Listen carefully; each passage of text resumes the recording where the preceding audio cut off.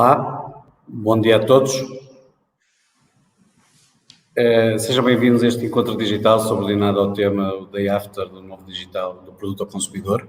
É mais um evento organizado pela Centro Marca com o habitual objetivo de partilhar informação, de gerar a discussão e desafiar todos os participantes relativamente a temas que estão na ordem do dia e que podem afetar as nossas vidas e os nossos negócios nos próximos anos.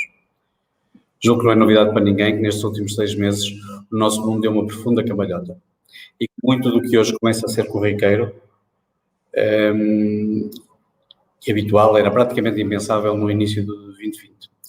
Essa cambalhota gerou novos hábitos, alterações no padrão de consumo, modificações, por exemplo, na forma de comprar, e tudo isto tem forte impacto nos operadores económicos, sejam empresas fabricantes, sejam detentores de marca ou retalhistas. Uma das marcas de água deste período, fruto das circunstâncias, mas também na sequência de uma evolução com alguns traços de previsibilidade, é o da digitalização de inúmeros atos da nossa vida cotidiana. Esta digitalização está também a influenciar e a alterar o padrão e o ato de compra no universo de grande consumo. Até fevereiro passado, as compras online nos produtos no universo FMCG, apesar de estarem já em crescendo há vários anos esta parte, representavam pouco mais de 1% do valor total das compras dos shoppers portugueses. Esta percentagem era muito inferior à que se verificava com a aquisição de outro tipo de bens e serviços, mas as justificações pareciam naquela altura relativamente claras. Uma densidade de lojas físicas muito ampla, a resistência à compra de produtos frescos via online, por exemplo, ou, do lado da oferta, uma oferta relativamente limitada, com muitos principais retalhistas convencionais até então a pouco ou muito pouco apostarem no e-commerce. No entanto, nestes 6 meses muito mudou. E é exatamente sobre isso que vamos falar durante os próximos 90 minutos. O que está a alterar no mundo do grande consumo e de que forma a digitalização progressiva da compra irá impactar o mercado FMCG em Portugal. Do ponto de vista do consumidor, do ponto de vista dos fornecedores e retalhistas, mas também do ponto de vista das operações e da logística. Convidamos para estarem connosco 3 dos melhores especialistas nestas áreas: o Carlos Coutos, responsável da operação da Kantar em Portugal, o André Pires de Carvalho, que é partner da BEM no escritório de Madrid, e o Pedro Miguel Silva, Associate Partner da Deloitte, a quem desde já agradeço a disponibilidade e a colaboração. Os 3 possuem uma enorme experiência nestes temas e um forte conhecimento do que está a ocorrer no nosso país, mas também em inúmeros mercados relevantes. Julgo que qualquer um deles sozinho podia fazer praticamente este seminário. No final da apresentação de cada um deles, reservamos um período de perguntas e respostas, pelo que pedi a todos os que estão a assistir live a este evento que no respectivo chat vão colocando as vossas perguntas. Tentaremos, na medida do possível, colocá-las aos nossos oradores. A primeira apresentação vai ser a apresentação de Carlos Coutos, que vai nos falar um bocadinho do consumidor e como está o mercado hoje. E, sem mais delongas, eu passava a palavra, desejando boa sorte a todos. Carlos, a tua apresentação, por favor. Então, obrigado, Pedro. Obrigado à Centro Marca pelo convite. Obviamente ao Nuno, ao Pedro e à Cristina. E eu, como sempre, começo com agradecimentos com uma desculpa, e eu tenho que desculpar-me pelo meu português, espero que seja o mínimo compreensível. Ou entendível. E eu começo sem mais com a apresentação do ponto de vista da oferta do consumidor. Um segundo. Estou com alguma dificuldade para partilhar agora o arquivo.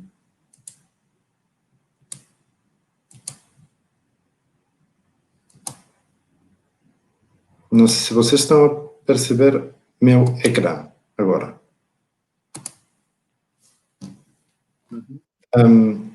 Basta entrar agora na tua apresentação. Estás a perceber, não é? Sim. Perfeito. Então, o título da apresentação é a descolagem do e-commerce para o consumidor. Carlos, nós não estamos a ver a tua apresentação, peço desculpa. Peço desculpas, no teste estava a correr bem, mas aparentemente não consigo partilhar. Acontece às vezes, Carlos. Corre bem no teste e depois falha, mas vamos aqui corrigir isso rapidamente. Faz parte do direto. Agora sim, permitiu. Exatamente. Perfeito. Então, a primeira apresentação, eu quero partilhar o ponto de vista do consumidor e da demanda. E o título acho que é muito claro, que fala em descolagem do e-commerce no grande consumo. E obviamente estamos a falar de Portugal. A primeira reflexão, acho que é que este é um mercado claramente de first mover advantage, o que quer dizer que o primeiro player, o primeiro ator que lidera, que começa com e-commerce, normalmente mantém uma vantagem competitiva ao longo do tempo. É independente do tipo de ator que seja. Na Ásia, tipicamente, foram pure players, diferentes pure players em diferentes geografias, mas normalmente quem liderou o início manteve essa liderança a seguir. Na França foram brick and mortars, foi outro formato completamente diferente, foi Leclerc com os formatos de drive, mas depois também manteve essa liderança. O que é engraçado é que neste ano 2020, quem movimentou o mercado não foi um player, mas foi um bichinho, foi apenas um vírus que fez com que o mercado do e-commerce explodisse. É por isso que estamos a falar que e-commerce foi o protagonista deste ano. De alguma forma, temos que perceber se esse crescimento é sustentável ao futuro ou é fruto de uma situação excepcional.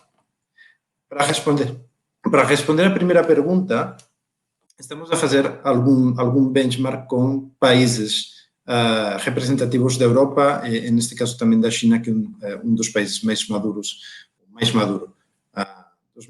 em termos de e-commerce. A resposta ao entorno de Covid foi muito clara e é expectável.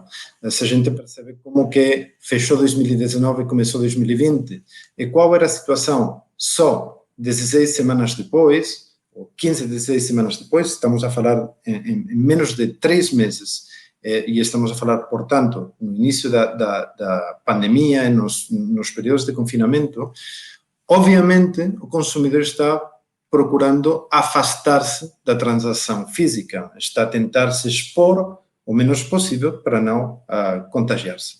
E a consequência é que quanto mais proximidade, quanto menos, vamos dizer, frição, essa compra implica para o consumidor, melhor é o desempenho do canal. Por isso, estamos a perceber uma transferência dos hipermercados aos supermercados e aos convenience. Os discounts mudam um bocadinho e os tradicionais em função da geografia, mas a história, o manchete, é o e-commerce. O e-commerce no agregado desses quatro mercados, que são mercados muito grandes, a França, a UK, Espanha e a China,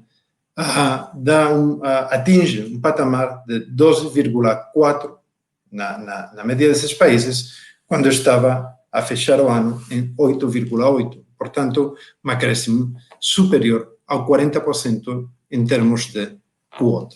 Então, esse benefício do online realizou-se de forma clara por parte dos consumidores. E até quando observamos os períodos em que isso acontece,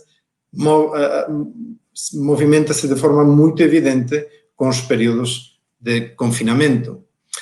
E o que conseguimos observar é que os crescimentos desse canal nas diferentes geografias atingem níveis de até o 90%.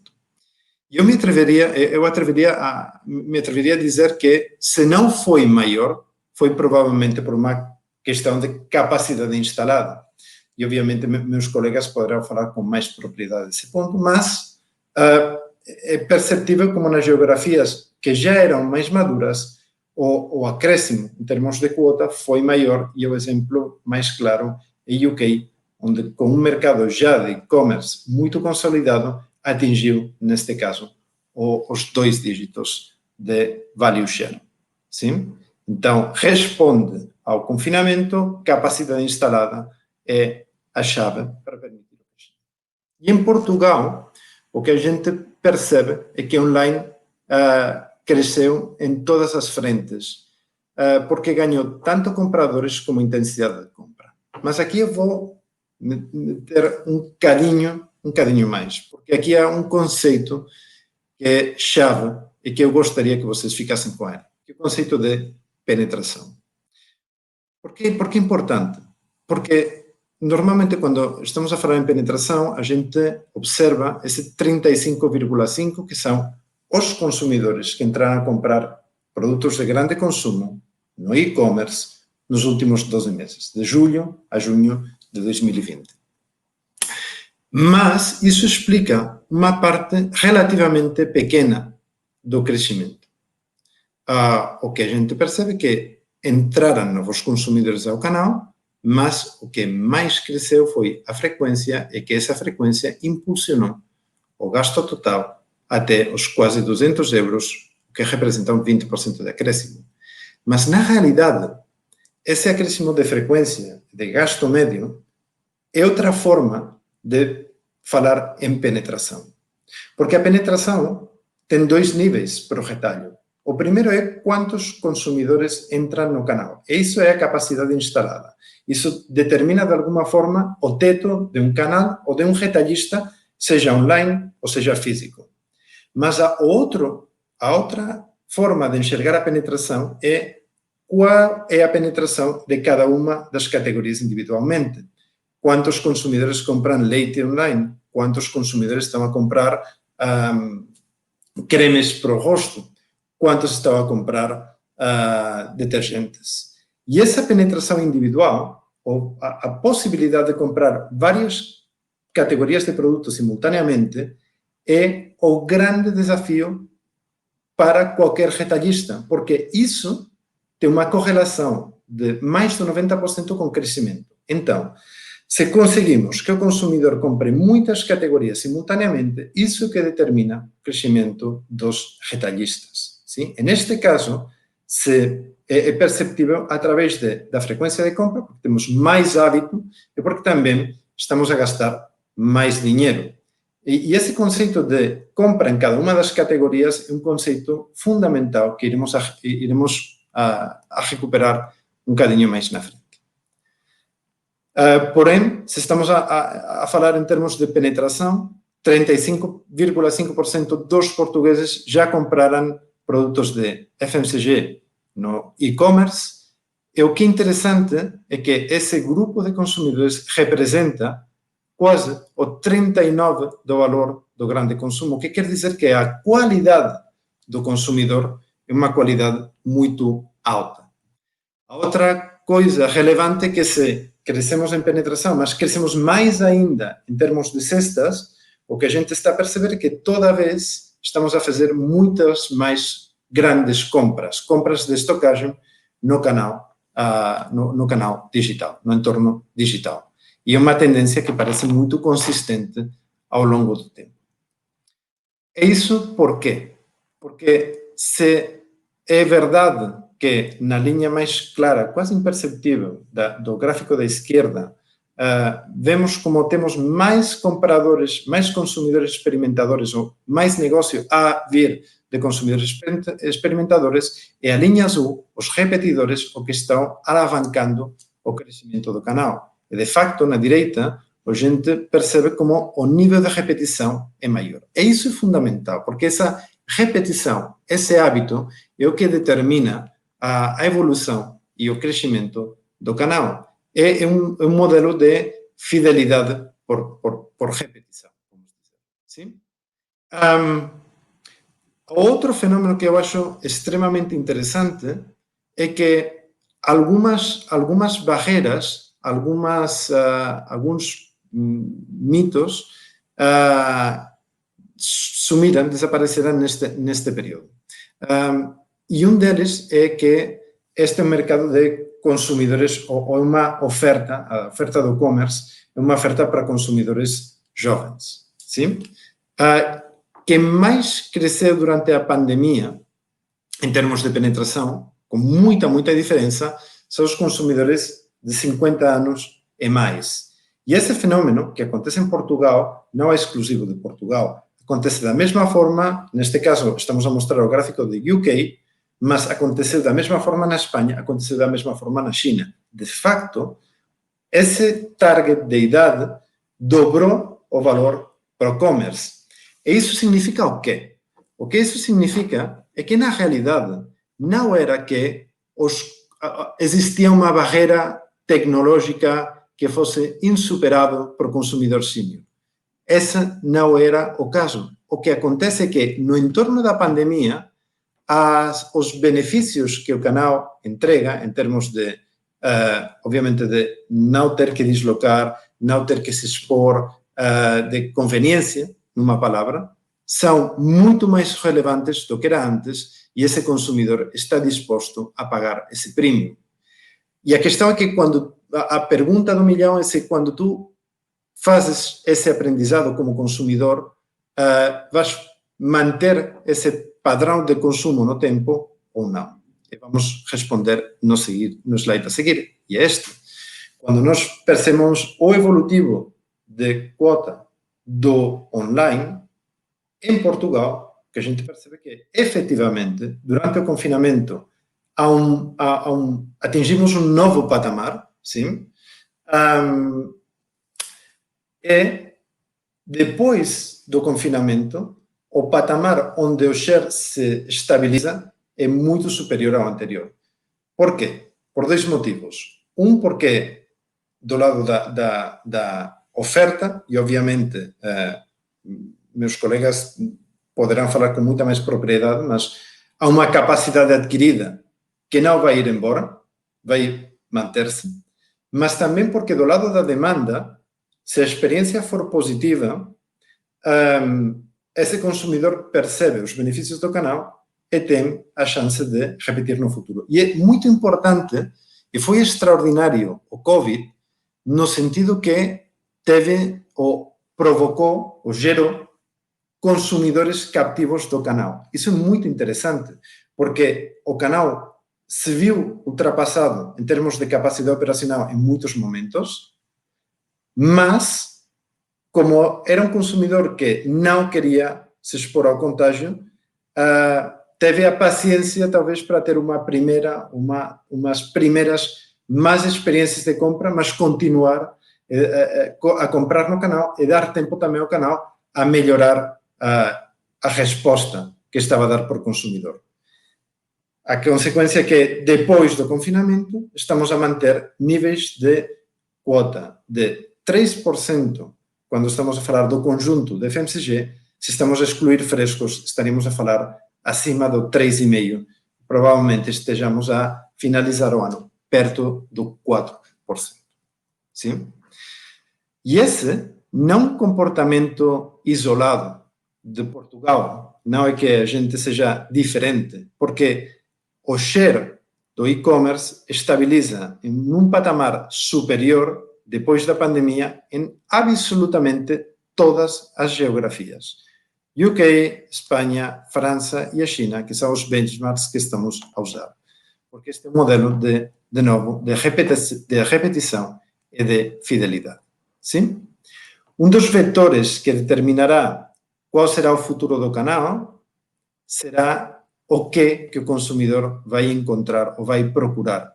Se o que estamos a falar é de fidelidade, e essa fidelidade é determinada pela penetração de cada uma das categorias individualmente, só se o canal conseguir gerar cestas cheias, conseguirá atingir grandes taxas de crescimento. Sim? O que a gente percebe é que, tipicamente, as categorias com maior dependência do e-commerce, acho que alguns desses números são bastante impressionantes, quando estamos a falar da Coreia, onde 82% das fraldas infantis vendem-se através de e-commerce, sim? Mas o que a gente percebe é que são tipicamente categorias de muito valor individual. E algumas também de estocagem que podem ser convenientes para o cliente, sobretudo no caso da França, com a água engarrafada no terceiro lugar. Mas o que é interessante é que isso também abre novas possibilidades, vamos dizer, ou novas concorrências. E um exemplo são os modelos de direct-to-consumer. Se há categorias de alto valor cuja transação pode movimentar ao fabricante a vender diretamente no e-commerce, e temos modelos como a recente aquisição da Unilever ou o Dollar Shave Club, ou simplesmente o facto da Unilever, da L'Oréal, atingir quase 20% das vendas no e-commerce, o relatório dos resultados da L'Oréal do primeiro trimestre foi e-commerce saves the day, o que faz com que também a massa crítica para embarcar-se nesses projetos de direct to consumer seja todo dia maior. E em Portugal, o que estamos a perceber? Ainda a cesta de FMCG está muito concentrada na alimentação. É verdade que a cesta online dos portugueses está mais focada nessas categorias ou nesses setores de mais valor individual na transação. Tipicamente, alimentação animal, limpeza caseira e perfumaria e higiene. O que é interessante é como evoluiu o peso de cada uma delas e pensaríamos que se o que estamos a procurar cestas completas, o que o canal está a procurar cestas completas, houve uma progressão, porque é verdade que era só 71% do gasto no e-commerce ia para alimentação, mas cresceu 2 pontos. Mas há uma história muito interessante dentro desse mix. E a história interessante é que não foram os frescos quem estiveram a crescer em cota, em peso, dentro das cestas dos consumidores. O que quer dizer que, se bem ultrapassamos uma barreira que era a dos consumidores sênior, não conseguimos ultrapassar uma segunda barreira, que é a do produto fresco. E o produto fresco é a que vai determinar o sucesso do e-commerce no grande consumo, porque nós, os consumidores do sul da Europa, dedicamos uma grande fatia do nosso gasto ao produto fresco e há aqui algumas barreiras, alguns limites de crescimento se o canal não consegue entregar esses produtos da forma adequada, porque não permitirá fazer essas grandes cestas ao consumidor. Precisará complementar com outros canais, sejam tipicamente brick-and-mortar. Sim? Portanto, qual é o futuro? Há uma tendência à concentração. Quando a gente observa na China, por exemplo, percebemos como já 35% dos chineses estão a comprar grande consumo através do WeChat. E, apesar de estar um bocadinho mais longe, na Europa também estamos a perceber como os Facebook Shops estão a criar esse hábito de compra online, na medida que mais tráfego, mais trânsito for para online, obviamente estamos a favorecer essa revolução.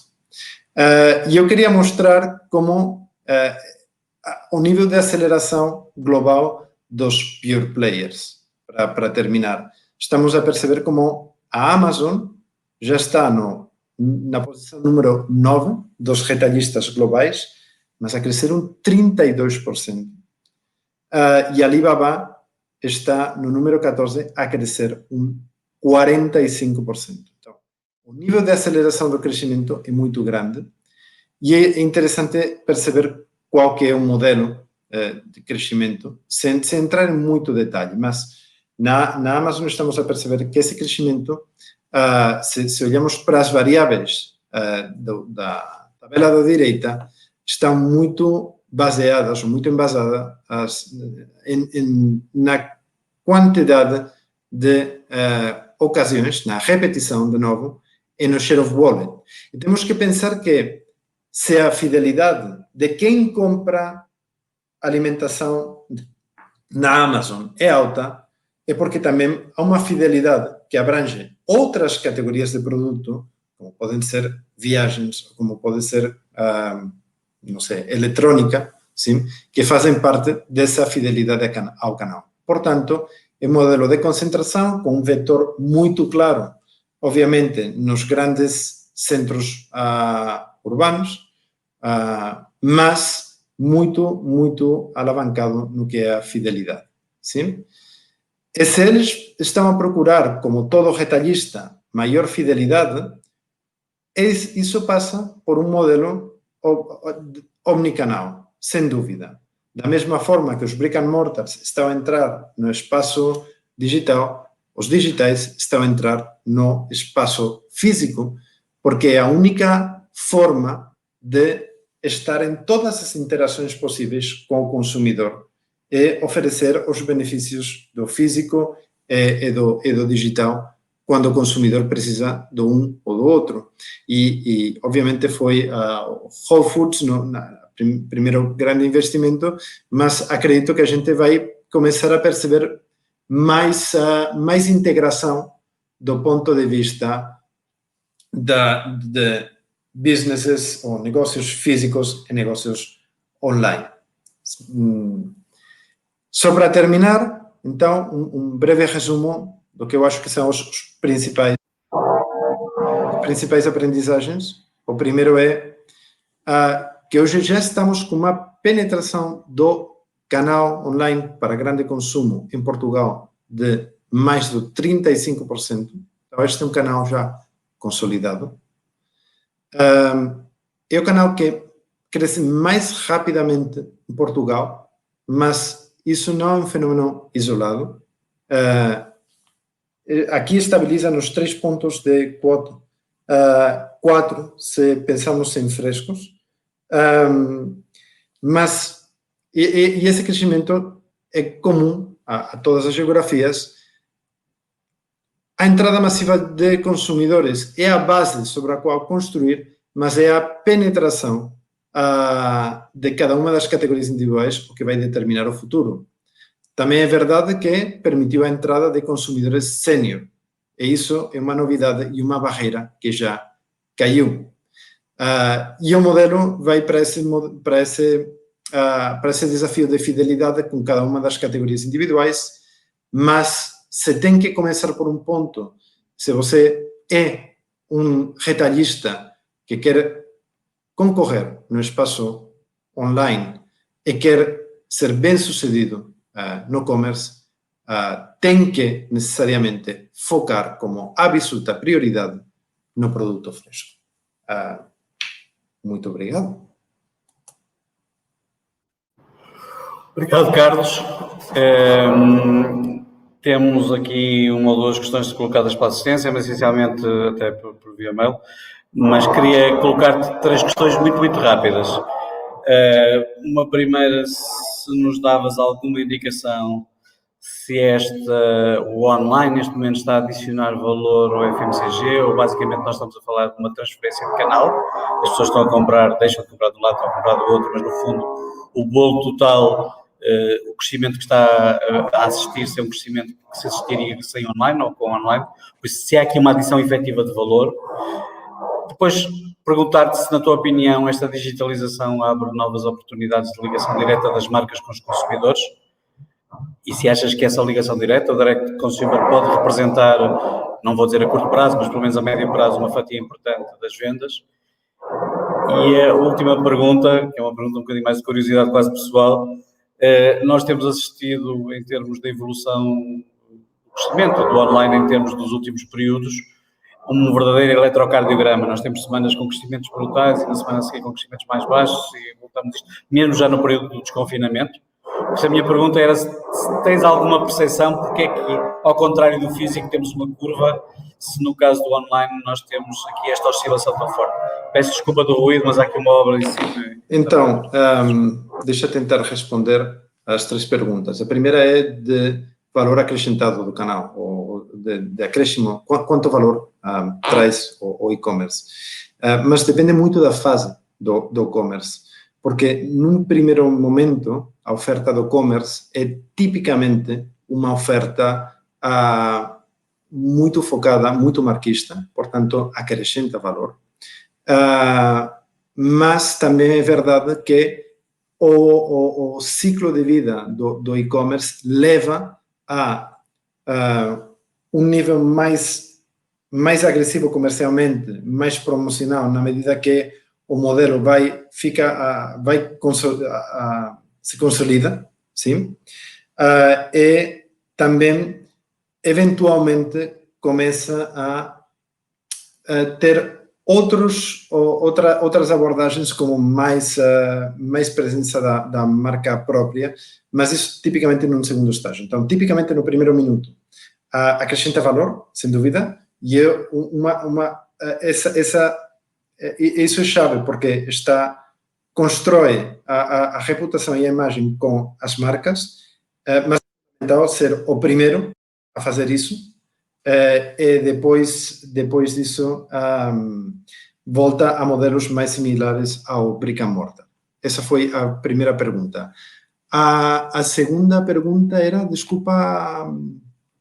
sobre o direct to consumer, se isso vai representar ou não um peso importante nas vendas. Se achas que isso pode vir a representar um peso nas vendas? Sim. É um bocadinho aquilo que eu comentava no caso da L'Oréal. É uma questão de massa crítica. Para tu teres a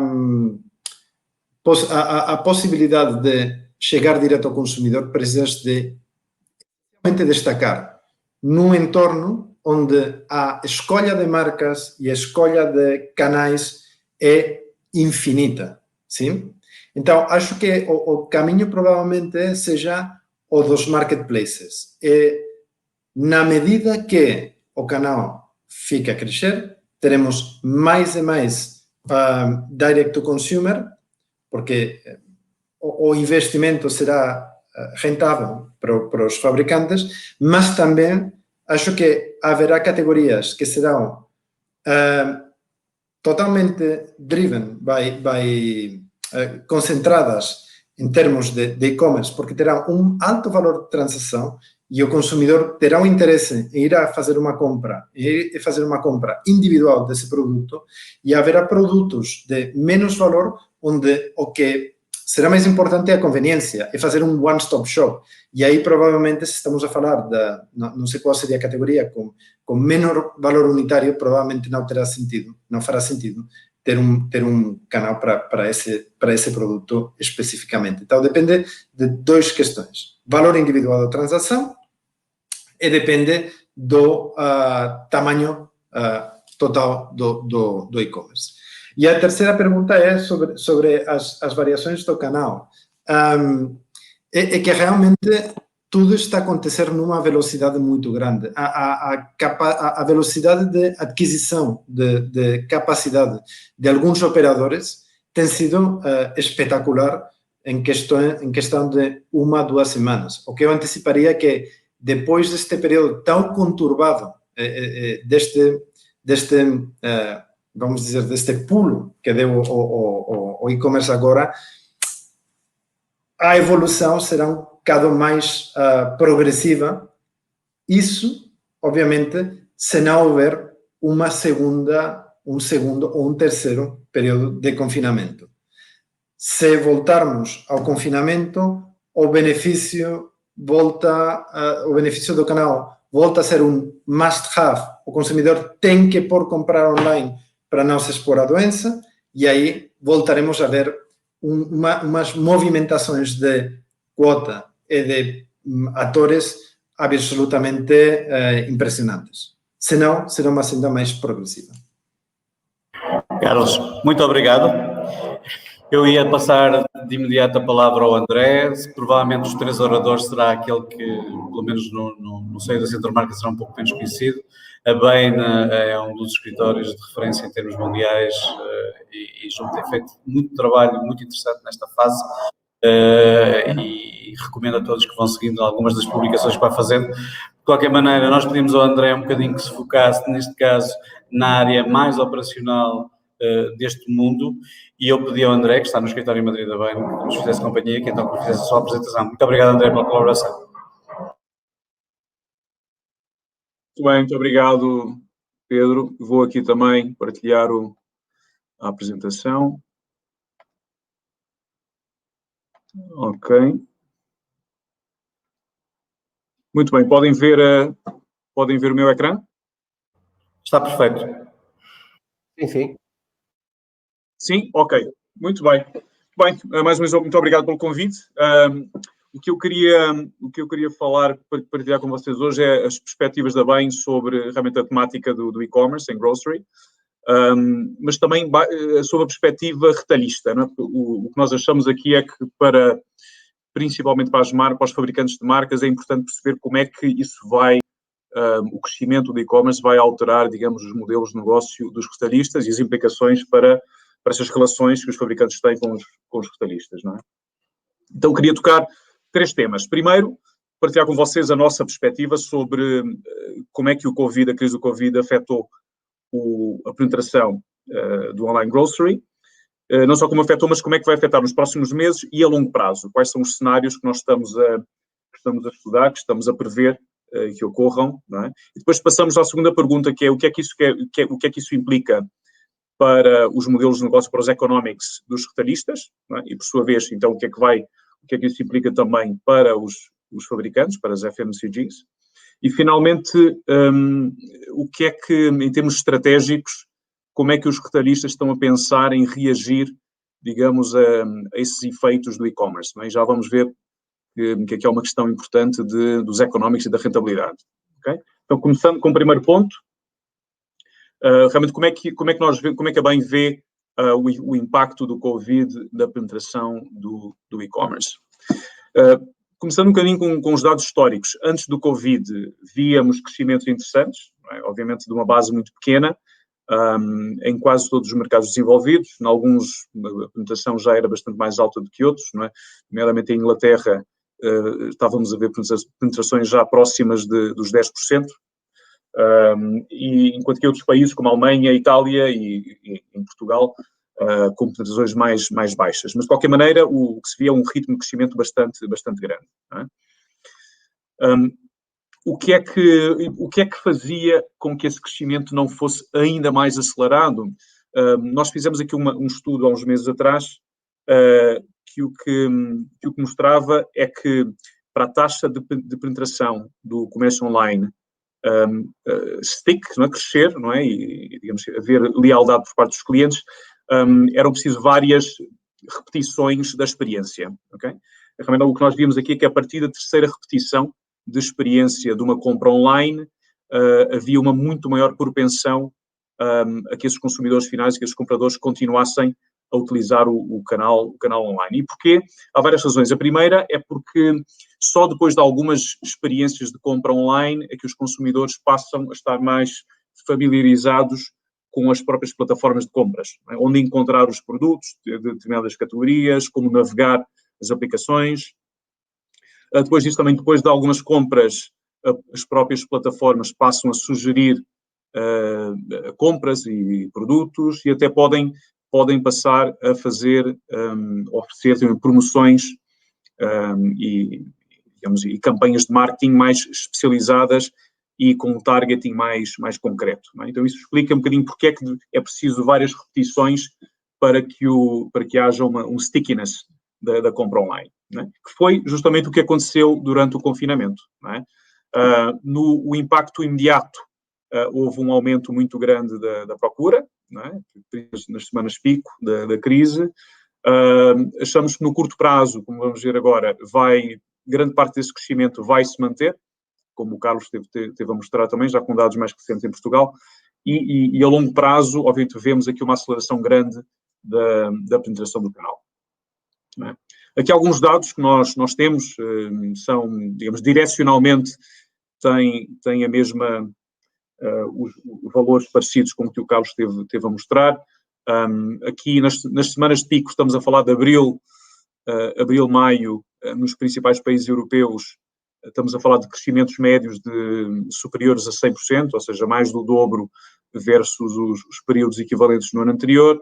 Em alguns países, como em Itália, vemos taxas que têm quase de 180%, ou seja, quase 3 vezes o valor das compras online versus o ano anterior. Ou seja, são taxas de crescimento que, obviamente, em períodos normais, ou mesmo com alguma disrupção económica, são difíceis de ver, para ter um bocado a magnitude dos efeitos da crise do Covid e das restrições que levaram a que as pessoas começassem a comprar mais online. A curto prazo, isto são estimativas nossas para 2020, nós pensamos que cerca de metade do crescimento da penetração online provavelmente vai se manter até ao fim do ano. Obviamente há cenários mais agressivos, menos agressivos, que vão depender também um bocado de como é que evolui nos próximos meses as medidas de restrição nos diferentes países, não é? Ou seja, isso tem a ver também com a evolução da taxa de contágio do vírus. tem a ver também com a própria oferta, ou seja, a estrutura, as infraestruturas que estão a ser montadas pelos grandes retalhistas para fazer face a esse aumento da oferta, e também a experiência de cliente, não é? Assumindo que a experiência de cliente continua a ser positiva, assumindo que os retalhistas continuam a oferecer, têm a infraestrutura para fazer face à procura, e que haja, digamos, ainda alguma precaução por parte dos consumidores finais, poderíamos estar a ver aqui um cenário onde quase 70% desse crescimento vai se manter até o final do ano. A longo prazo, a nossa perspectiva é de que provavelmente estamos a falar de uma aceleração de cerca de 3 anos na taxa de penetração do online. Eu acho que eu vi em alguma apresentação, já não me lembro de quem, que falava de cerca de 5 anos, mas enfim, ou seja, a ideia é que realmente a crise do Covid, digamos, empurrou de forma importante, digamos, uma taxa de penetração que se esperava que era um bocadinho mais lenta, não é? O que é que então, em conclusão, o que é que essa taxa de aceleração mais alta, mais intensa do e-commerce implica para os retalhistas? Okay?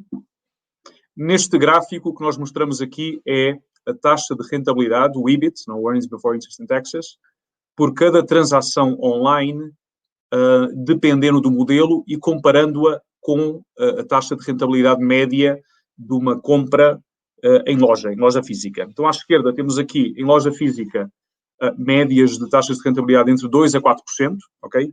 Isto é uma média a nível europeu. Sabemos que há mercados onde essa taxa de rentabilidade é um bocadinho mais alta.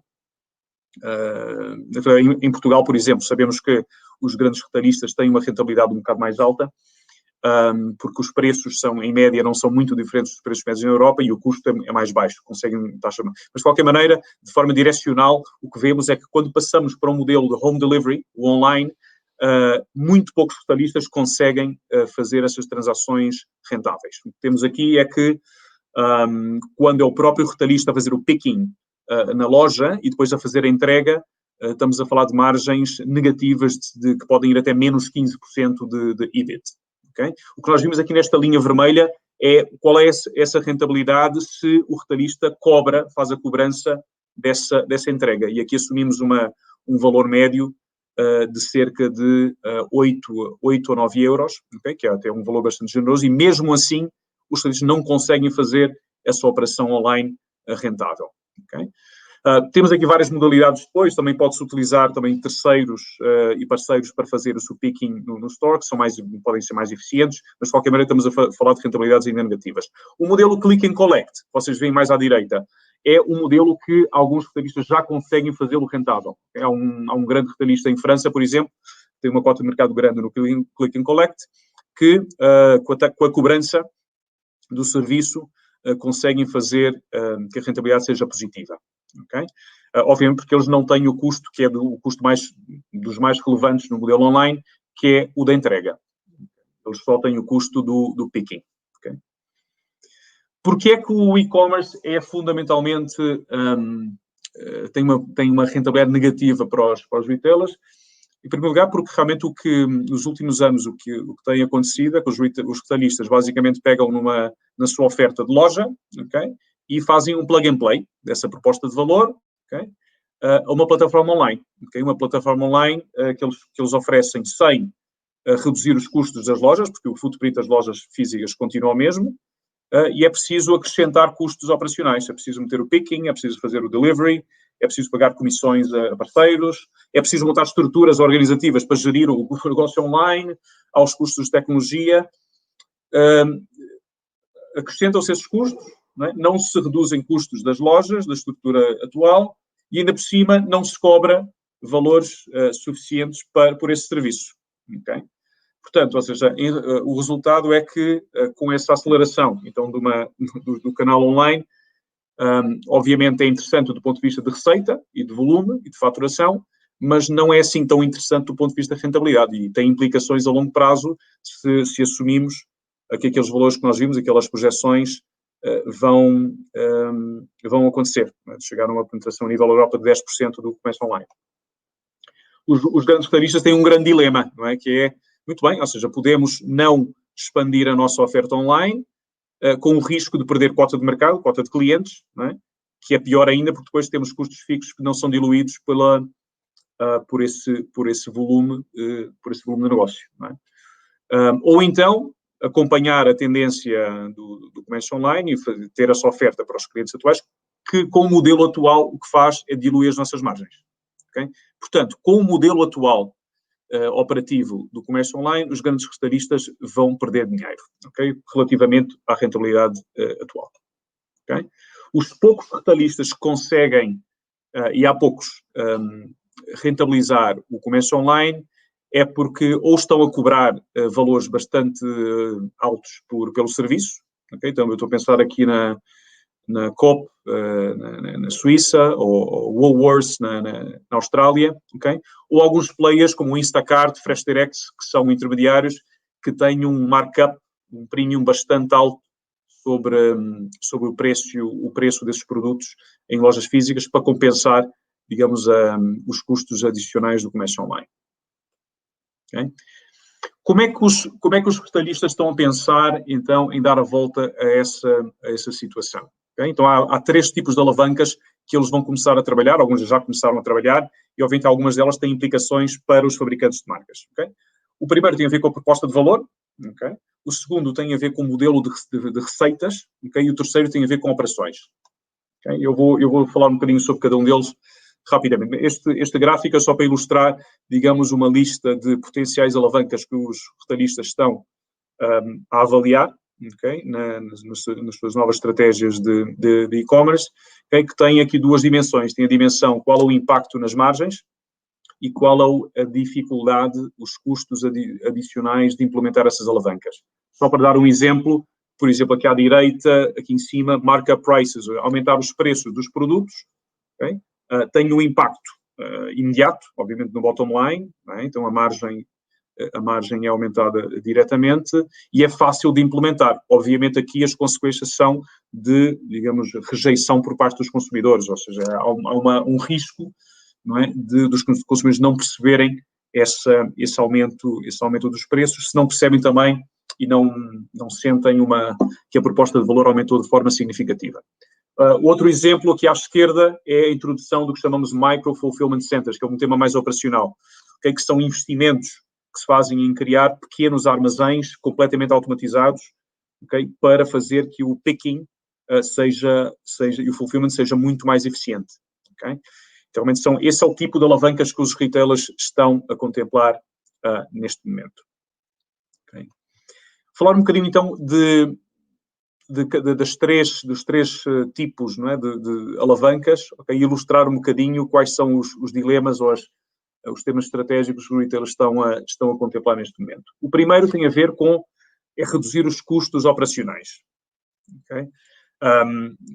Como eu mencionei antes, a principal razão da pouca rentabilidade do comércio online neste momento para os retailers é que é preciso meter mais custos, okay? Sem a respectiva cobrança. Então, a primeira coisa que se pode ver pode-se aumentar esses custos, mas não aos níveis atuais? Pode-se fazer que as operações sejam mais eficientes? A resposta é que sim. Okay? Mais uma vez, este gráfico também mostra uma vez mais a diferença de rentabilidade dos diferentes modelos. Aqui no meio, Home Delivery é o modelo online e a entrega, okay? E depois temos aqui o Click and Collect, e depois à direita, as 2 últimas barras mostram o que é a rentabilidade com a implementação de centros de fulfillment, tanto os micro como os de armazéns, onde já se pode ver que os económicos são mais interessantes para os retailers. Okay? O segundo bloco de alavancas tem a ver com a diversificação das fontes de receitas, okay? Que aqui já há vários retailers que estão a testar estes modelos e muitos deles envolvem os próprios fabricantes de marcas. Okay? É, por exemplo, a venda de banners, okay? E de publicidade nas plataformas, okay? Tanto em telemóveis como tablets, nos computadores. Okay? É também vender espaço, não é, do ecrã das aplicações aos próprios fabricantes, okay? Que podem, digamos, comprar, digamos, espaços no ranking, não é, dos produtos nas diferentes categorias. Os retalhistas também podem vender os dados para Customer Insights, okay? E, finalmente, podem negociar também com fabricantes investimentos, trade investments, a nível individual, okay? Para o canal online. Okay? Então, são todas alavancas que os retalhistas neste momento estão a baralhar e têm entrado já em negociações com algumas das multinacionais em consumo, como alguns de vocês com certeza devem saber. Okay? E o terceiro ponto é alterar ou levar a proposta de valor a níveis mais atrativos, para fazer com que realmente os consumidores finais estejam dispostos a pagar pelo serviço. Não é? E isto tem a ver com a oferta de frescos. O Carlos mencionou quão crítico é ter a oferta de frescos bem adequada para os consumidores em cada mercado. A conveniência dos pick-up windows, a rapidez da entrega e a flexibilidade da entrega, okay? As promoções, ou seja, uma série de elementos que são bastante fundamentais, básicos em retalho, que podem ser, digamos, personalizados ou adequados ao canal online e que podem fazer com que os consumidores passem a ver o canal online como um valor realmente de valor acrescentado e passem a estar dispostos a pagar por este serviço. E aqui temos vários exemplos também de outras formas de fazer o modelo mais rentável, que é também obrigar ou forçar ou incentivar a que o tamanho e a composição do cabaz de compras seja mais rentável para o retailer, ou seja, com cabazes de compras maiores, não é? Ou seja, com mais margem em termos absolutos, okay? E com cabazes de compras com produtos mais rentáveis, em que a margem relativa seja maior. Obviamente, isso faz com que cada ato de compra online passe a ser mais atrativo e passe a poder pagar os custos adicionais do online. Aqui temos muitos exemplos de players que têm testado também formas de incentivar a que isso aconteça. Okay? Em resumo, ou seja, achamos que a penetração do comércio online vai estabilizar a níveis bastante mais altos do que tínhamos antes do Covid. Okay? Esse aumento da penetração online tem um impacto direto na rentabilidade dos económicos dos retalhistas, que estão a reagir, vão continuar a reagir. Okay? E, obviamente, que os retalhistas que vão ser obrigados a fazê-lo para não ter o risco de perder cota de mercado e, portanto, vão para os fabricantes. Eu acho que é também crítico começarem a trabalhar com os retalhistas em soluções que sejam win-win, porque realmente aqui o custo adicional não se pode evitar, ou seja, uma realidade económica. O online tem mais custos versus o modelo tradicional de compra online. A questão aqui é como é que se financia esse custo adicional, okay? Tanto com modelos mais eficientes, os custos não sejam tão altos, não é? E com uma proposta de valor que passe a ser paga por alguém. Okay? E aqui acho que vai ter de haver um modelo de colaboração entre os retalhistas e os fabricantes. Okay? E um bocado as mensagens que eu queria passar hoje. Não sei se há questões que eu possa esclarecer. Obviamente eu podia estar aqui horas a falar sobre este tema, mas dado o tempo, eu acho que queria passar só as principais mensagens. E não sei se há alguma pergunta. André, muito obrigado. Acho que a apresentação é muito, muito interessante. Toca com a apresentação anterior, vai tocar com a apresentação seguinte, como era de esperar nestas matérias. Eu, de qualquer maneira, há 2 ou 3 notazinhas pequenas que gostava de deixar para o André poder eventualmente comentar. A primeira delas tem relação com uma coisa que o André referiu ao longo da operação e que não é nada que nós não soubéssemos antes, que é a dificuldade em rentabilizar o online enquanto operação para o retalhista, e sabemos nós que até hoje essa operação estava no vermelho. A pergunta é, basicamente, se com este aumento de massa crítica, se nós estamos a passar, não digo já para o verde, mas se nos estamos a aproximar do momento em que a operação passa a ser rentável efetivamente para o retalhista, não apenas como complemento à sua operação normal, mas como operação de per si. A segunda, uma pergunta um bocadinho mais, se calhar, mais técnica, mas nós sabemos que principalmente na área ibérica, em Portugal muito concretamente, se desinvestiu muito ao longo de anos da logística capilar, ao contrário do investimento que se fez muito grande em termos de logística de longo curso. E a pergunta é se não pode ser esse também um dos fatores que contribua para uma dificuldade adicional do sucesso do canal online, isto é, se nós não podemos estar a melhorar, francamente, em termos de ferramentas, melhorar em termos de operação, mas depois a last mile ser, não só pelo custo, mas também essencialmente por uma questão de estrutura, de infraestrutura, uma dificuldade que surja para a resolução do problema. E, finalmente, acho que fica um bocadinho por isso da apresentação, mas era para termos um bocadinho mais o seu feeling.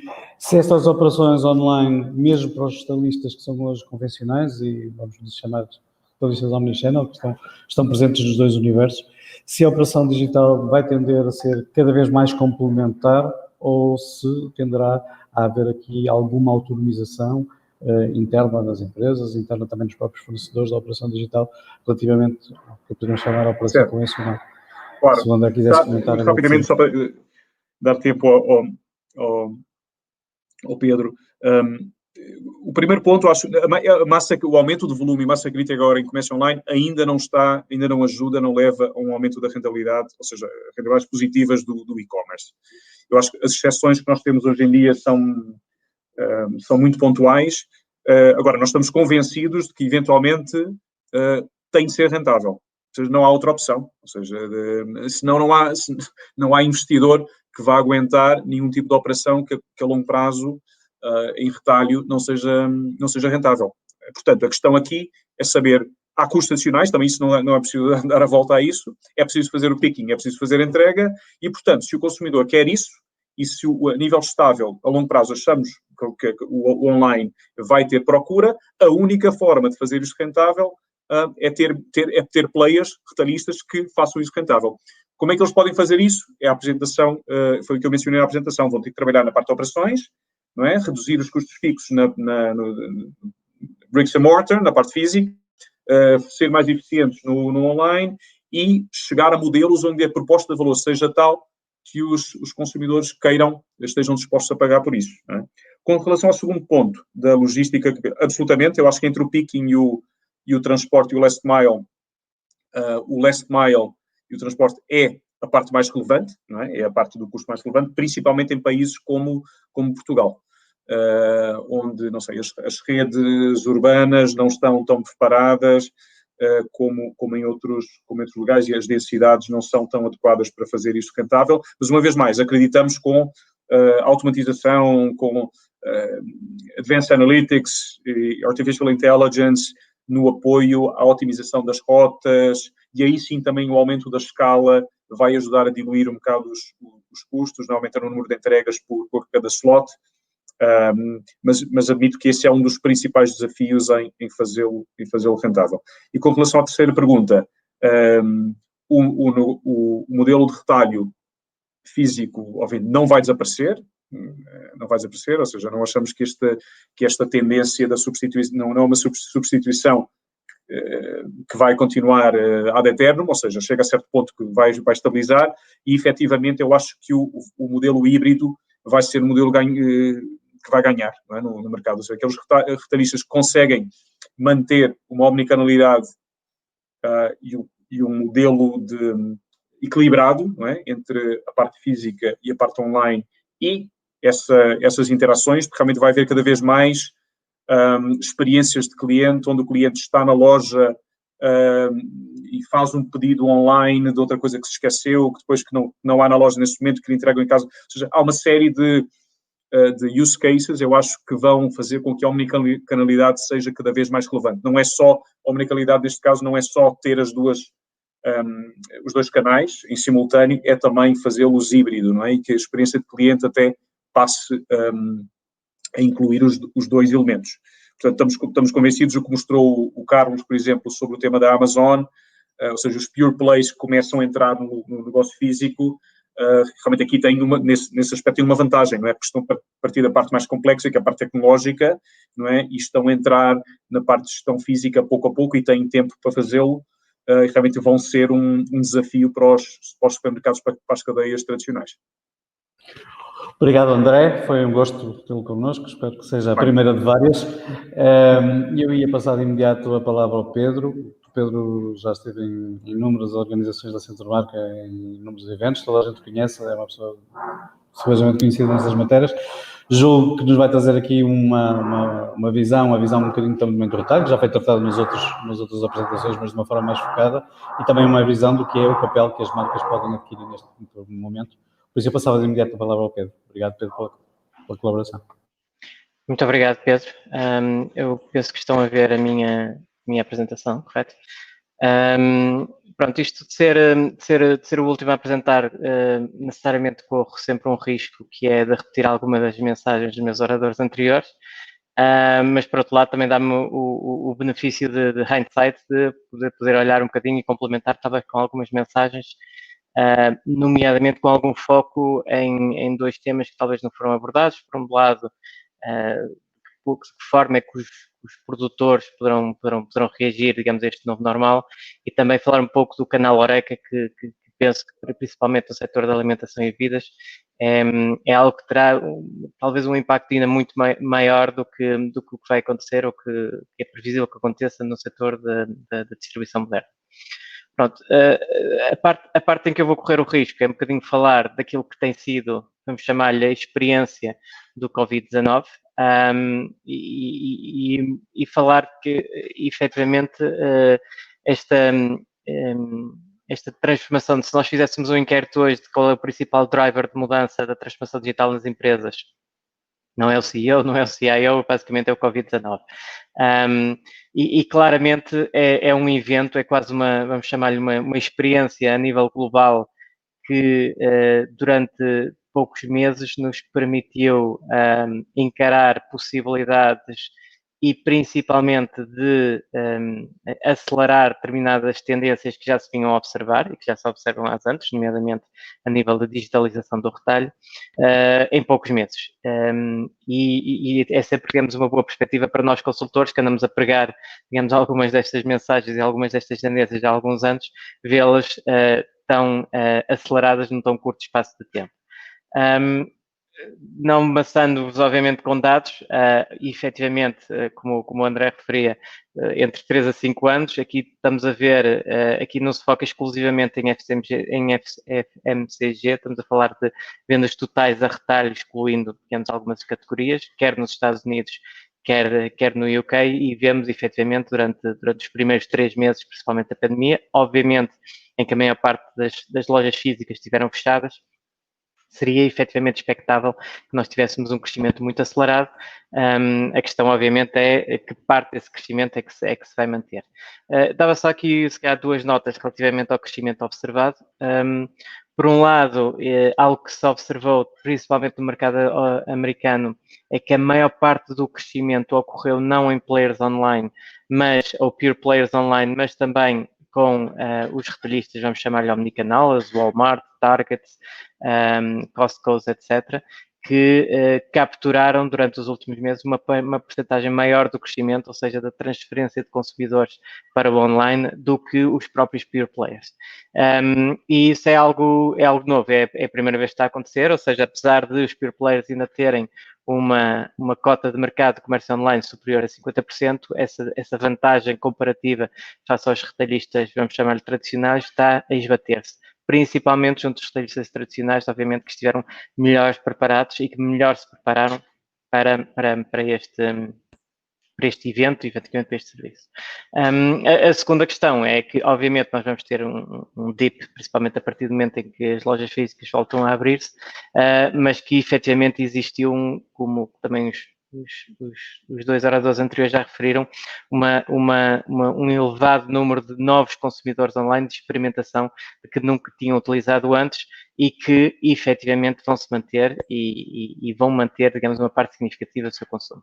Olhando para Portugal, é uma tendência semelhante, eu diria, a muitos países da Europa. A única diferença é que talvez o nosso ponto de partida fosse mais baixo e por isso talvez em algumas medidas as taxas de crescimento são mais significativas, ou seja, tivemos um aumento pronunciado de transações a nível de comércio de retalho, de comida takeaway, um aumento de número de 3 vezes do número de lares que comprou online comparativamente a 2019, que incorpora já aquele que seria o crescimento normal e esperado, mas sim, principalmente aquele crescimento que resultou efetivamente da pandemia, e depois não só, digamos, em bens, mas também em serviços, entretenimento, cultura e subscrições, obviamente, principalmente porque as pessoas que estão em casa, efetivamente têm que se entreter de alguma forma, por assim dizer, e transferir efetivamente consumo também para entretenimento online.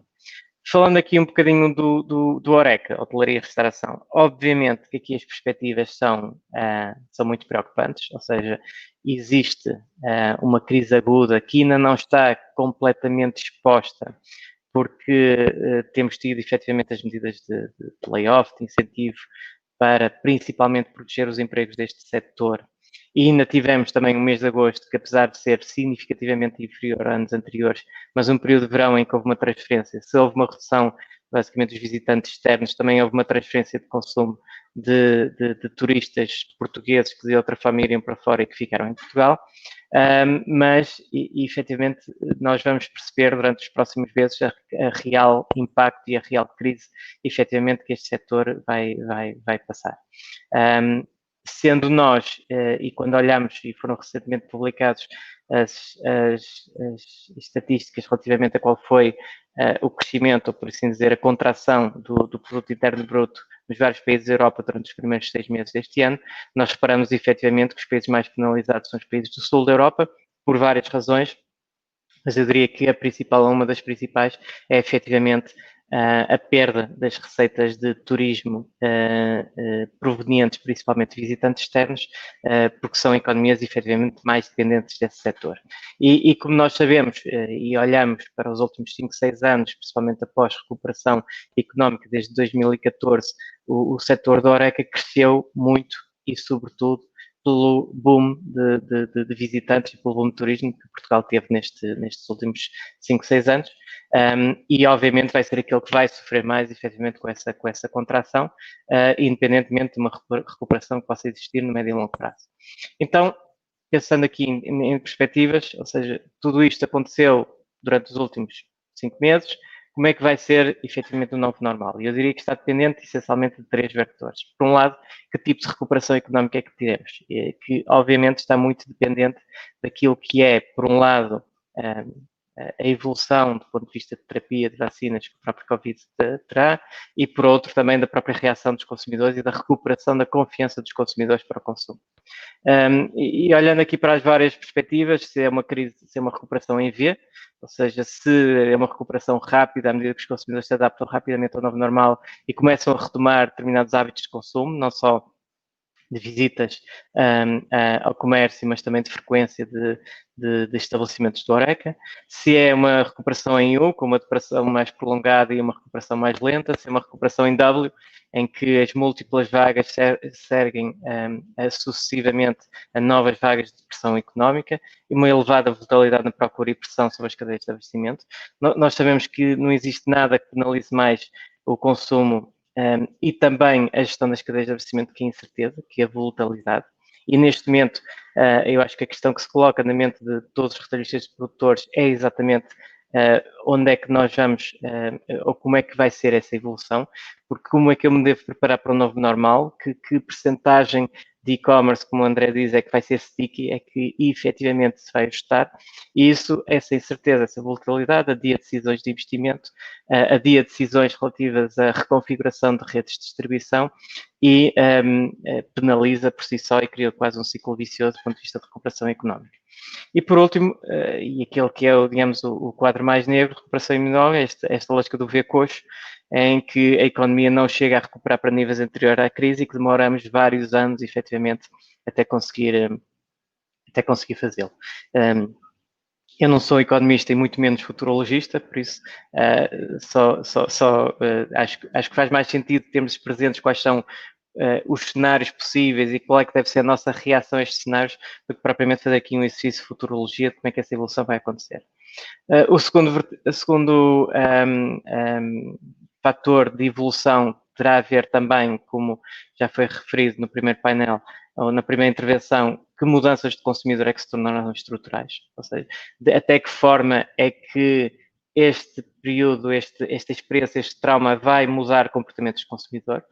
Eu identifiquei aqui quatro vertentes. Por um lado, do ponto de vista de segurança e distanciamento, que tem um impacto significativo, por exemplo, no retalho, mas também no Horeca. Até que ponto é que esta transferência de consumo não se deve muito também a cada vez a ter modelos mais low touch, mesmo dentro das próprias lojas físicas, e isso tem impacto, quer ao nível da frequência de loja, quer ao nível da própria configuração do linear, de meios de pagamento, nomeadamente a utilização crescente de cartões contactless.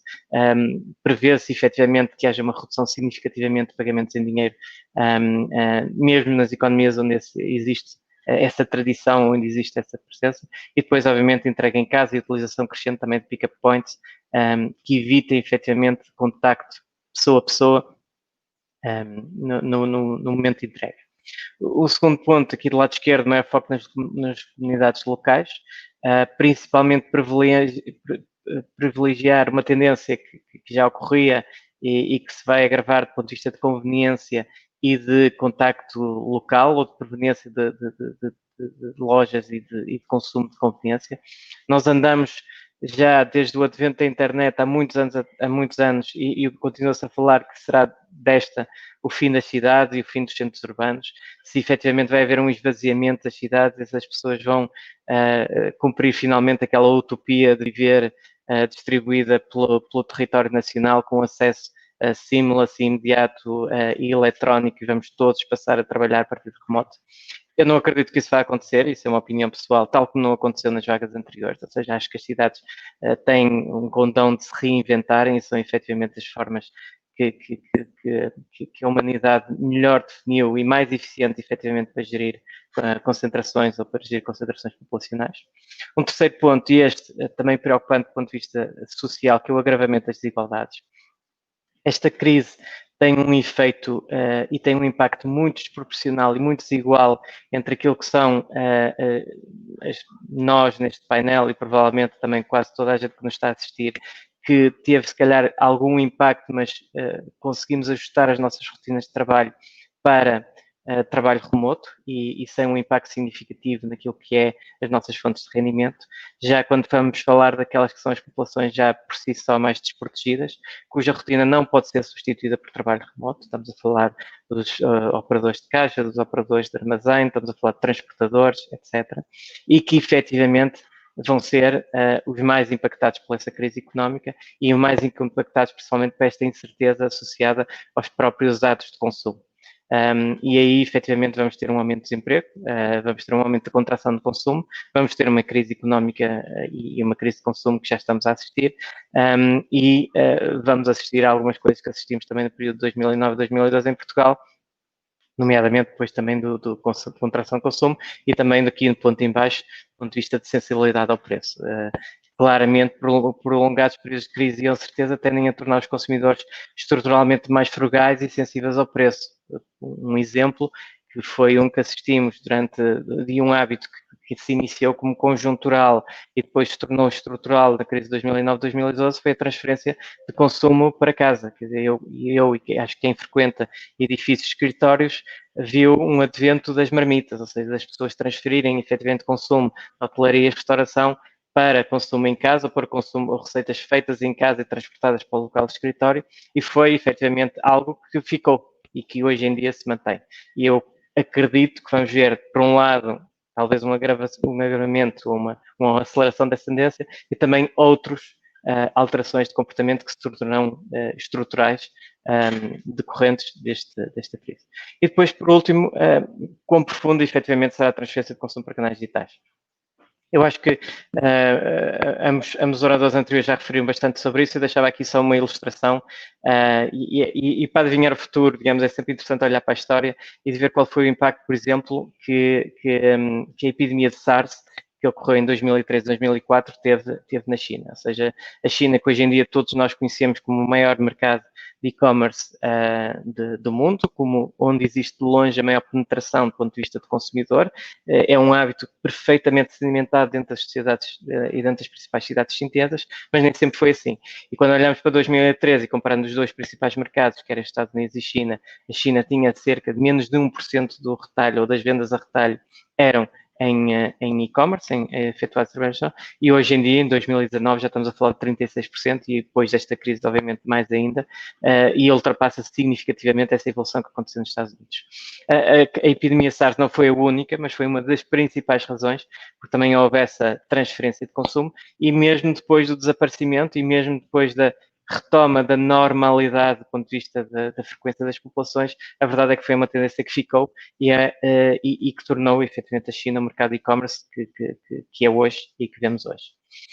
Por isso, e falando para agora dos produtores, quais são, e aqui uma visão pessoal, as mudanças estruturais que se manterão para lá de 2001 e quais são os pontos que eu acho que os produtores alimentar e não alimentar devem estar efetivamente atentos e preparar-se efetivamente para esta lógica de novo normal, novo digital. Por um lado, e olhando aqui no lado esquerdo, a consolidação do canal online. Nós olhamos muito para retalhistas versus e-commerce, mas dentro dos próprios operadores de e-commerce, seja omnicanal, sejam pure players, haverão alterações. Tipicamente, eventos como este tendem a levar a uma consolidação. À medida que nós vamos conquistando cada vez mais massa crítica dentro de cada um dos mercados, isso vai criando efetivamente condições para rentabilização desta operação e redução dos custos unitários logísticos, se calhar ainda não o suficiente, ou pelo menos no curto prazo ainda não o suficiente para atingir efetivamente a rentabilidade de determinados modelos de entrega, mas mais próximo disso, não é?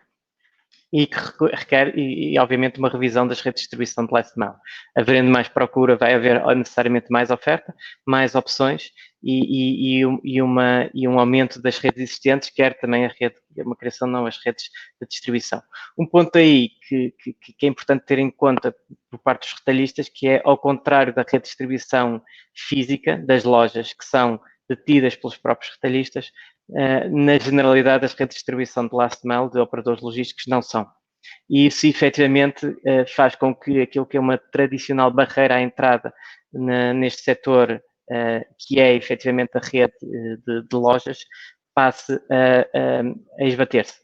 E efetivamente cria um incentivo para haver uma maior presença direta de pure players, porque tem menores barreiras à entrada, e o aumento efetivamente da procura gera e muda as economics do mercado português e torna efetivamente em absoluto potencialmente mais atrativo para a entrada direta de pure players, que até agora se tem mantido com operações mais intermediadas, através de terceiros ou com expedição a partir de Espanha ou de outros mercados.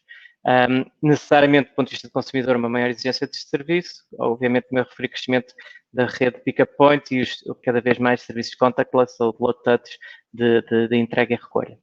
O segundo ponto aqui, eu chamei-lhe o novo Horeca. O novo Horeca é uma expressão que surgiu após a crise de 2009-2012 e foi uma consolidação de pontos de venda que ocorreu e um aumento das expectativas de serviço por parte dos consumidores. À medida que os consumidores começaram a frequentar menos estabelecimentos Horeca, tornaram-se mais exigentes relativamente ao seu gasto, o que fez com que surgisse um novo Horeca muito mais profissional, mais organizado em rede, que substituiu em grande medida estabelecimentos mais tradicionais.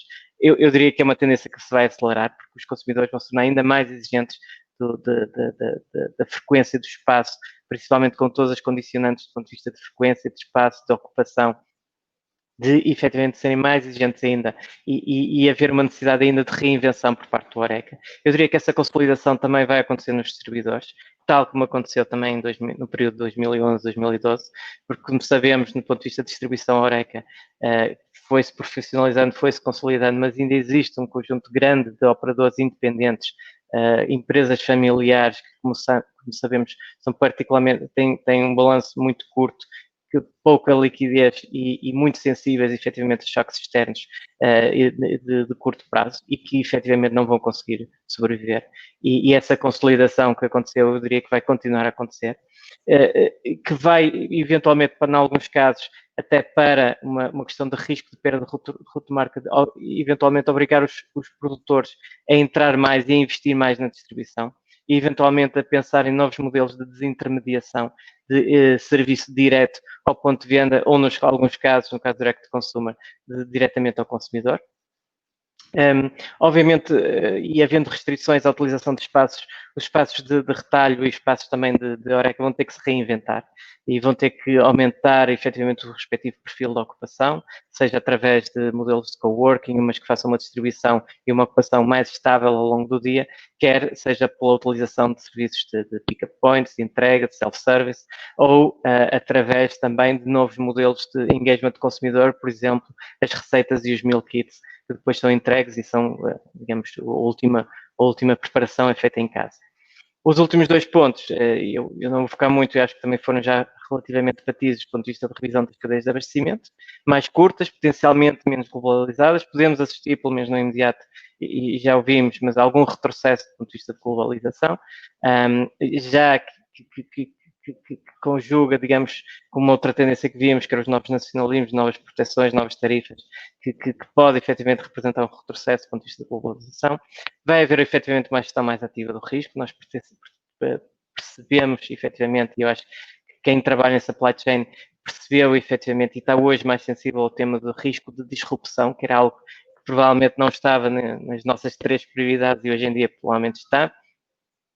E, obviamente, do ponto de vista da automação, principalmente nas atividades de armazenagem e armazenamento, vai haver uma nova aceleração dessa automação, não só por uma questão de eficiência, mas hoje em dia também por uma questão de risco, para redução, efetivamente, da utilização de mão de obra, porque hoje em dia essa utilização de mão de obra intensiva também tem riscos acrescidos do ponto de vista de higiene e segurança. Por último, os novos modelos de comércio, claramente no não alimentar, provavelmente existirá uma redução do número de lojas, resultante de uma transferência se calhar mais significativa para canais digitais, uma maior experimentação, uma maior disponibilidade para experimentação de modelos direct consumer, de subscrição e desintermediação de canais, para conseguir obter e capturar a rentabilidade em valor absoluto que lhes falha efetivamente pela utilização de canais menos eficientes. Haverá efetivamente uma tentação grande por parte dos produtores de procurar ativamente modelos em que consigam capturar uma margem superior daquilo que é a venda ao consumidor final. Social commerce, utilização de influenciadores, comunidades, plataformas com conteúdos e por último, dentro dos marketplaces, obviamente uma gestão mais ativa dentro dos retalhistas online. Eu acho que muitos produtores, principalmente em FMCG, vão profissionalizar mais e vão gerir mais ativamente a sua presença em canais digitais que até agora, e como o Pedro referiu logo no início, representando dentro do alimentar menos de 1%, não mexia o ponteiro e efetivamente não orientava e não puxava a ação dentro da generalidade dos produtores. Eu diria que em 4 grandes ideias seriam estas que eu vos deixarei. Pedro, muito obrigado. Eu tinha 2 questões, uma delas é instantânea, a outra é quase instantânea também. A primeira, só para te perguntar a tua opinião, se estes 5 anos ou 3 anos que referiu o André de aceleração que estas crises, ou esta crise gerou, se tu achas que se houver reacendimentos de contaminação, se houver segundas vagas, se a aceleração vai ser idêntica ou se achas que há uma desaceleração da aceleração consoante a repetição destas coisas vai ocorrendo. E a segunda, também muito simples, se achas que este é o momento, por exemplo, para o mercado português se tornar interessante do ponto de vista de e-commerce para que operadores por player internacionais, que já se falaram em tempos que poderiam entrar em Portugal, se este é um momento que te parece que possa ser um momento interessante para eles chegarem ao mercado português. Eu no primeiro ponto, acho que obviamente 2 pontos a ter em conta, ou seja, esta aceleração ocorreu por um lado pela falta de alternativas, pelas lojas estarem fechadas e também por aquilo que é o grande dilema dos operadores de e-commerce que entrega last mile, que as pessoas estavam em casa para receber as encomendas. Por isso, naturalmente o e-commerce foi uma solução que, e esta aceleração resulta disso, a partir do momento em que esses 2 fatores desaparecem, obviamente não se vão manter ao nível de crescimento atual, mas acho que existe um novo normal que, como referiu, será um patamar superior, porque, como foi referido também, que o que leva à fidelização é a experimentação. Temos um número elevado de consumidores a experimentar e a experimentar durante muitos dias, quer dizer, acho que o que os cientistas sociais dizem que é que para um comportamento se tornar uma rotina tem que ser repetido pelo menos durante 30 dias, e acho que isso seguramente aconteceu, ou seja, haverá uma percentagem significativa de consumidores que não vai voltar atrás. Em que nível é que isso ficará? Eu acho que difere por cada um dos mercados, difere em cada uma das categorias e acho que é algo que nós podemos olhar para o que aconteceu e tipicamente em Portugal olhamos para outros países que seguem um bocadinho à nossa frente e ver o que é que aconteceu e o que é que tem acontecido neles para, se calhar, estimarmos aquilo que será o nosso best guess para o mercado português. No segundo ponto, do ponto de vista de operadores internacionais, sim, e efetivamente as próprias cidades, Porto e Lisboa, nós sabemos, e nós fizemos um estudo com a PED no início deste ano, relativamente à penetração do e-commerce em Portugal, principalmente de operadores estrangeiros, e já é uma presença grande, principalmente a Amazon, Alibaba, eBay e outros, que claramente até agora não tinham uma presença direta no sentido em que não tinham infraestruturas logísticas próprias dedicadas presentes em Portugal. A partir do momento em que efetivamente existe um novo ponto de massa crítica atingido, que permite rentabilizar essas estruturas, definitivamente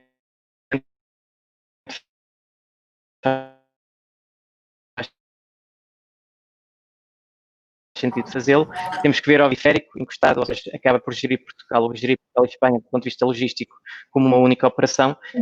Por isso, do ponto de vista de infraestruturas logísticas, eu acredito que possa não haver muitas alterações, mas efetivamente do ponto de vista da rentabilização, da disponibilidade de stock, dos fluxos logísticos, seguramente haverá um crescimento. Pedro, muito obrigado, Pedro. Estamos muito em cima da hora. Eu ia agradecer desde já a presença dos três, a colaboração dos três, as três excelentes apresentações. Chamar a atenção de quem nos está a assistir de que estas apresentações vão ser, os oradores deixaram-nos disponibilizar, por isso nós vamos disponibilizá-las nos nossos canais de comunicação habitual. E ia pedir ao Nuno para fechar, para às 11 horas, como tínhamos prometido, estarmos offline. 11 horas, Obrigado, daqui a 3 minutos, vamos ver. Bem, bom dia a todas as pessoas que nos acompanham. Espero que tenha sido uma sessão interessante e produtiva. O nosso objetivo era exatamente esse, que todas as pessoas que assistiram ao evento em direto pudessem levar para casa muitos insights, mas também desafios para enfrentar. As pessoas que não tiveram a oportunidade de ver em direto, provavelmente assistirão em gravação. Deixem-me dizer que eu sinto estes seminários digitais como um momento importante de partilha e reflexão, mas confesso que faz muita falta sentir a vossa presença, porque é muito importante e continua a ser importante e vai continuar a ser muito importante conversar convosco de viva voz. Mas, enfim, os condicionalismos que vivemos, a isto nos obrigam e só posso esperar que regressemos o mais rapidamente possível à verdadeira normalidade. De qualquer modo, o tema que abordámos hoje era de tal forma atual, relevante e estruturante que a respectiva discussão não poderia ser adiada, achamos nós. Como percebemos, as implicações são muito amplas e afetam a oferta, a procura e, logicamente, o processo, a logística e o route to market. Podemos afirmar que, no universo do grande consumo e pós-pandemia, teremos mais compradores online, teremos mais compras online, mais frequentes, e estas tocarão num leque cada vez mais amplo de categorias de produtos. Do lado da oferta, está já a assistir-se a um número grande de movimentações, com o surgimento de novos supermercados integralmente digitais e com o alargamento de serviço de outros que já existiam. Também parece-me óbvio que proximamente, e no muito curto prazo, vamos assistir vários movimentos de consolidação no mundo físico e no mundo digital, mas também entre estes dois mundos. Também dizer que apesar de estarmos a ver uma aceleração digital muito forte, o online não é a panaceia para todos os males. Até porque vai haver uma transferência da compra física para a compra digital, porque a aquisição é mais programada e tende a médio prazo a gerar uma menor cesta de compra, porque cria desafios difíceis à compra de impulso ou à introdução de inovação e novos produtos no mercado. Mas também porque antecipamos uma crise económica muito forte e isso terá impacto, obviamente, no universo do grande consumo, fruto de uma quebra do nível de emprego, também de uma quebra no rendimento disponível das famílias e uma quebra no turismo, como falámos aqui, no canal Horeca e na restauração. Vamos viver claramente um período de forte pressão fiscal, social e económica e, infelizmente, vamos ver aquele ciclo que estávamos a viver, um ciclo positivo que iniciou-se em 16, 17, interrompido.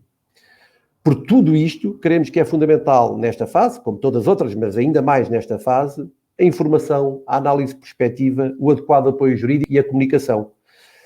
Serviço esse que a Centromarca presta aos seus associados e quer prestar ainda mais a empresas que se decidam juntar a esta Casa das Boas Marcas. Antes de me despedir, agradeço uma vez mais ao Carlos, ao André e ao Pedro pelo seu excelente contributo. Eu aprendi imenso hoje e acho que acabou por ser um momento de alta qualidade e fecho com um forte abraço a todos que estão do outro lado do ecrã. Obrigado.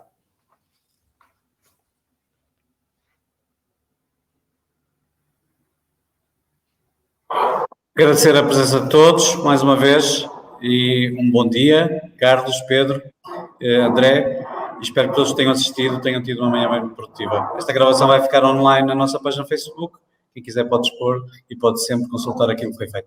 Bom dia a todos e muito obrigado.